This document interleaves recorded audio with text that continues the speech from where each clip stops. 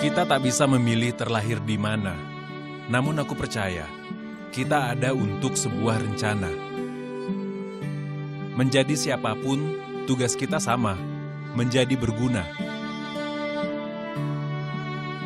Dan aku memilih belajar pada pelita, menjadi terang bagi dunia.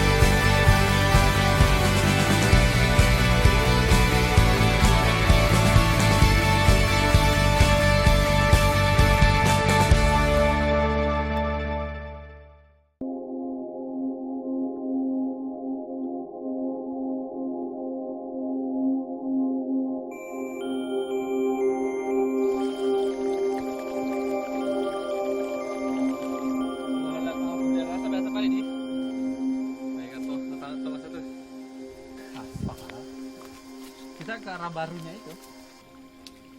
Inilah rutinitasku hampir 7 tahun, keluar masuk ladang hingga hutan. Tujuanku tak lain tak bukan mencari sumber air.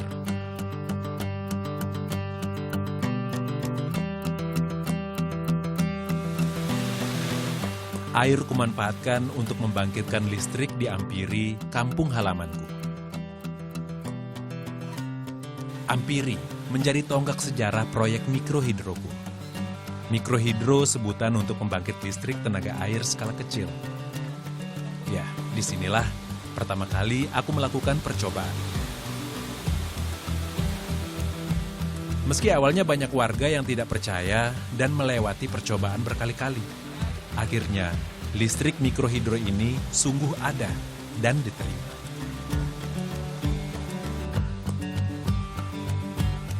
Aku dulu menamatkan kuliah jurusan kimia dari Universitas Negeri Makassar. Kemampuan teknis mikrohidro aku dapat secara otodidak.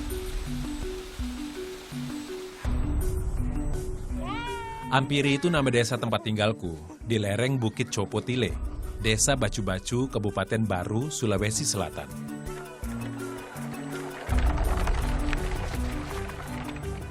Ampiri jauh dari hiruk-pikuk kota, namun potensi alamnya cukup banyak. 4 air terjun mengelilingi desaku, belum lagi 5 anak sungai yang mengalir di sini.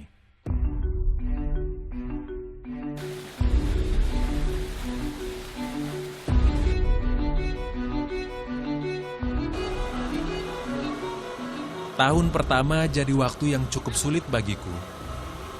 Usaha ekstra keras perlu aku lakukan guna kenalkan mikrohidro pada warga. Sampai-sampai pernah alatku terbakar dan meledak karena belum ada yang mau merawatnya. Karena karena kita telat untuk pakai gomoknya itu, sampai meledak itu, ini salah satunya ini pecah. Karena panas kan ya, jadi pelumas ini untuk mendinginkan. Nah karena kita lupa beberapa, ada hampir sebulan, akhirnya meledak.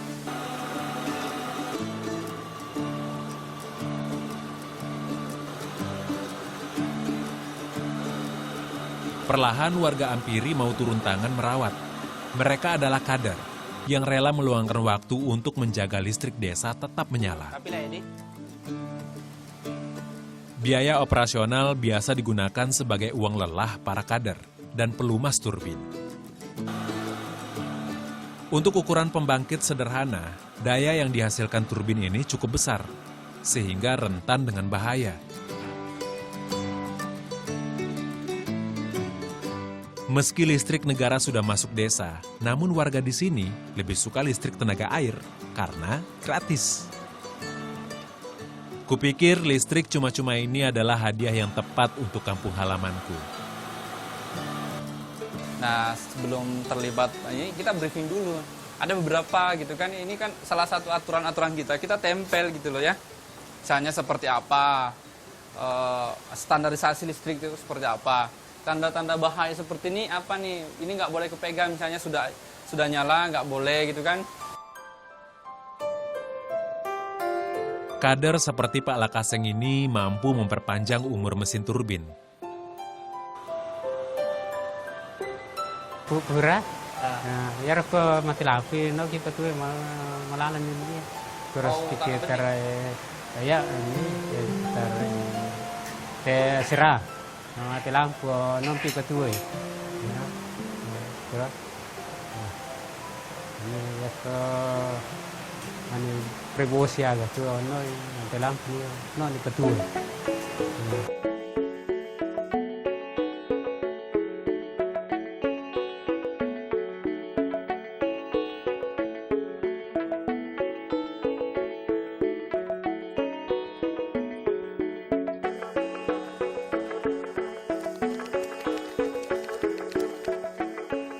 Lain Pak Lakaseng, lain pula Pak Ansar. Ia punya tugas berbeda, bukan di bidang permesinan dan air, melainkan lebih pada kondisi listrik di rumah warga. Yang mereka kota pasalai. Makanya mama lampu lampu Tapi pulsana. Pengecekan meteran listrik ini dilakukan rutin sepekan sekali.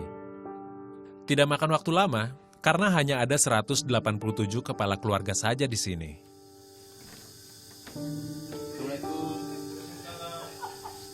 Kampung Pucerna. Ya kira-kira saya seperti pakai ada pulsana Pak 20 itu. Jadi kok tapir pulsana.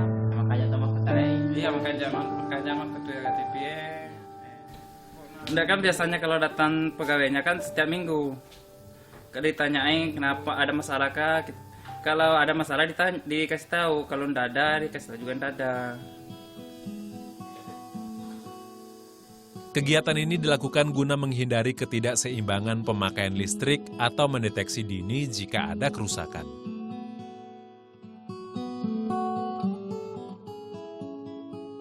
Dukungan orang tua pertama dan paling penting gitu ya. Tetapi dukungan masyarakat sini juga luar biasa saya rasa. Dalam arti mereka selalu mensupport.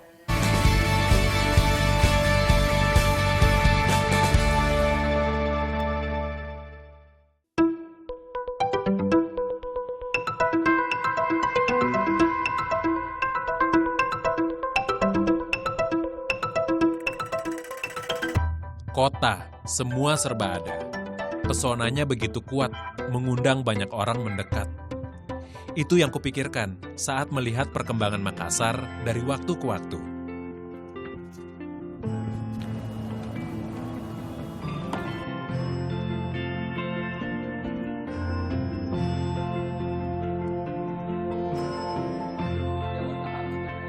Aku bagian dari orang yang tidak berminat menetap di kota, namun memutuskan untuk tidak terikat. Sudah hampir 7 tahun aku berkecimpung mengelola energi alternatif terbarukan. Bersama teman-teman Mandiri Pro Nusantara atau MPN, kami mencurahkan perhatian ke daerah-daerah terpencil yang belum tersentuh listrik. Sumber dana pembangunannya dari CSR perusahaan dan donatur yang peduli. Kami yakin dan percaya bahwa dengan memaksimalkan potensi lokal, desa-desa, seluruh desa-desa yang saat ini yang jumlahnya masih 3.000, 4.000 ini bisa terang. Listrik sangat penting untuk kehidupan sehari-hari. Namun, aku ingin mereka mandiri. Tak hanya dia menunggu hadirnya perusahaan listrik negara. Mikrohidro kupilih, karena sumber energinya mudah ditemukan. Indonesia sebagai daerah tropis memiliki hutan luas dengan aliran sungai sepanjang tahun. Memberi pemahaman pada warga adalah ujian pertamaku. Biasanya juga kalau kita buat di desa, jauh di tempat kita, itu kita istilahnya ada mitra lokal. Mitra lokal inilah yang menjadi penjembatan kita ketemu dengan mereka.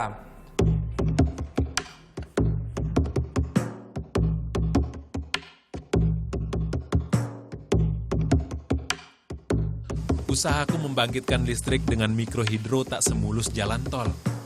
Ada saja keraguan yang muncul dari beberapa warga, termasuk di Ampiri, kampungku sendiri. Siapa lagi kalau bukan para tetua desa yang telah terbiasa menghabiskan malam bersama nyala pelita. Percaya sih, tapi kadang juga tidak kan. Kita bilang, gimana bisa nyala kan? Ini kan masalah air. Tapi dia kasih tahu kita kan bilang bisa. Dek, masa kira-kira gitu. Kami tidak percaya pakai air, tapi dia boleh juga usahakan kami di sini. Dia bikinkan listriknya, rupa-rupanya boleh juga dia pakai air.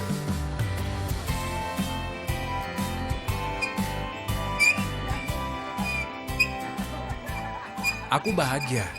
Bangkitnya listrik yang menerangi desa nantinya akan menggerakkan perekonomian warga.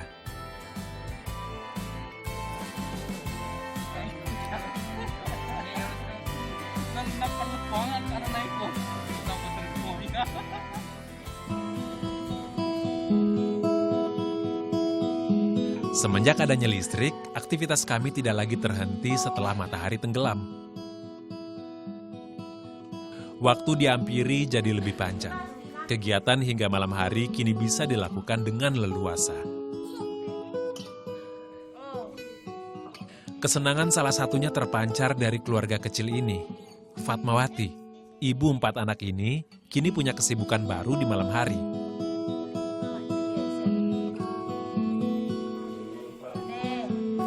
Kalau dulunya itu kan dia hanya bisa belajar waktu siang. Kalau malam kan dulu kita pakai pelita. Kalau angin datang kan kadang-kadang mati, jadi tidak bisa belajar. Jadi sekarang ini ada lampu, alhamdulillah.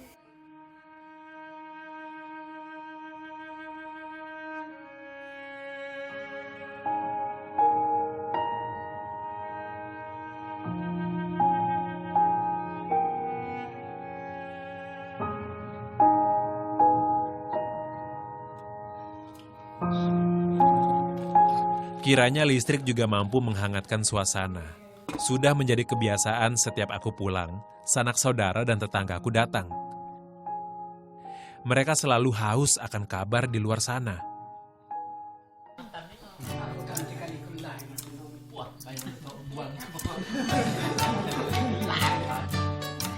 Jika kondisi terang seperti ini, kami semakin betah untuk bercengkerama. Puas rasanya melihat senyum dan tawa membuncah. Semua jelas di mata, hangat di hati. Suasana seperti inilah yang selalu membuatku rindu untuk pulang. Di tengah-tengah mereka, aku seperti diingatkan akan akar sejarah serta tanggung jawab moral. Dukungan orang tua pertama dan paling penting gitu ya. Tetapi dukungan masyarakat sini juga luar biasa saya rasa. Dalam arti mereka selalu mensupport. Saya memulainya dengan ekspektasi yang sangat tinggi dari masyarakat bahwa orang yang sudah kuliah itu bisa berbuat sesuatu dan itu menjadi modal untuk meyakinkan diri, iya, kamu bisa. Untuk kita yang sudah dekat dengan listrik, mungkin tak ada yang istimewa dengan sinarnya. Tapi perlu kita ingat bahwa pijarnya masih menjadi kemewahan bagi banyak saudara kita di berbagai sudut negeri ini.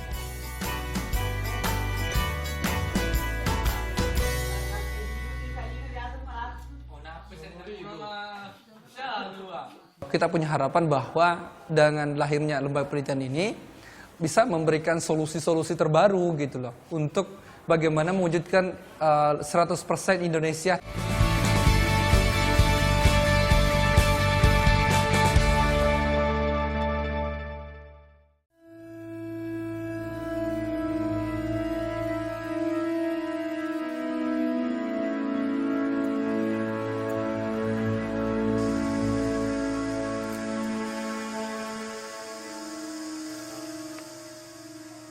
Jika ada yang bertanya dari mana biaya studiku selama ini, petakan sawah inilah ladang pundi-pundi rupiah keluargaku.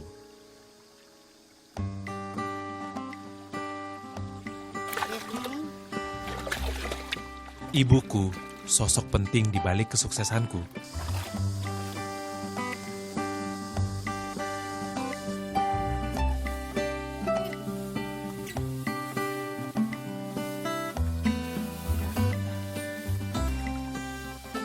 Biarlah karena dia cari ilmu pengetahuan supaya lebih pintar daripada dibanding saya begitu kerja berat baru ada hasil-hasil gitu. Jadi kita memang relakan dia cari ilmu.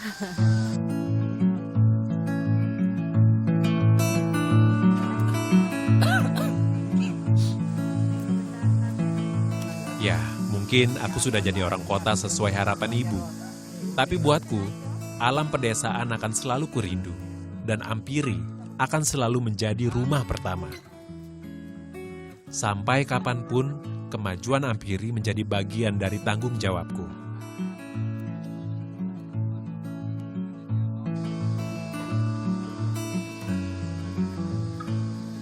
Aku tidak tahu rintangan apa lagi yang nanti menyambutku di depan. Namun aku percaya, doa dan nasihat ibu akan selalu menjadi kekuatanku.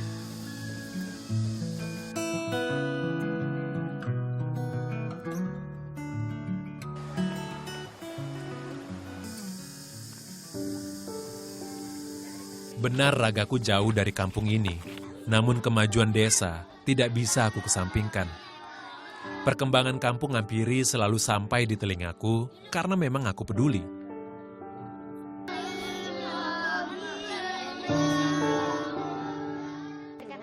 Kabar baiknya, ajakanku untuk menanam pohon produktif mulai diindahkan. Aku pikir tokoh masyarakat Ampiri pun senang dengan ilmu pertanian yang aku tawarkan. Ladang berpindah mulai ditinggalkan sejak tahun 2000. Apalagi sini kalau pindah-pindah itu kita juga setengah mati. Jadi mulai sudah menanam itu seperti coklat, cengkeh, markisa, segala macam lah. Ini adalah langkah kecil namun berdampak besar untuk anak cucu di masa depan. Jika alam terjaga, listrik pun akan tetap menyala.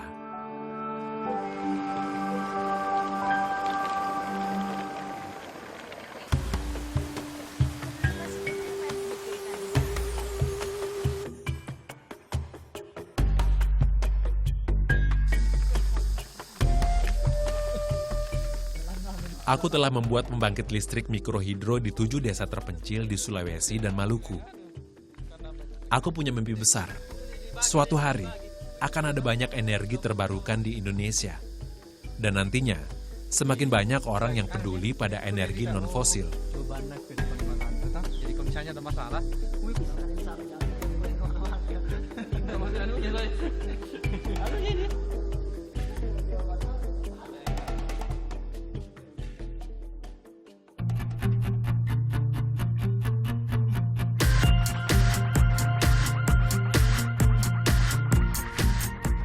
lantas, apalagi yang aku lakukan? Kupikir aku harus terus belajar. Alhamdulillah, aku masih belum bosan belajar. Tahun ini, selain kelas doktoral kelistrikan yang harus kuselesaikan, aku juga mengambil kelas magister di bidang manajemen kewirausahaan. Orang pikir aku kurang kerjaan, tapi aku tahu apa yang kubutuhkan. Mimpi saya setelah selesai kuliah adalah mendirikan sebuah lembaga penelitian yang konsen di bidang mikrohidro, energi terbarukan, dan energi konservasi. Dan inilah kita punya harapan bahwa dengan lahirnya lembaga penelitian ini bisa memberikan solusi-solusi terbaru gitu loh, untuk bagaimana mewujudkan 100% Indonesia terang. Tahun ini, Indonesia sudah hampir menginjak umur ke-72. Namun listrik belum 100% dirasakan oleh semua warga. Semoga semakin banyak pelita menyala, seperti yang Ampiri terima. Hak seluruh warga Indonesia dari Sabang sampai Merauke tentu masih sama, yakni dapat sejahtera di wilayahnya.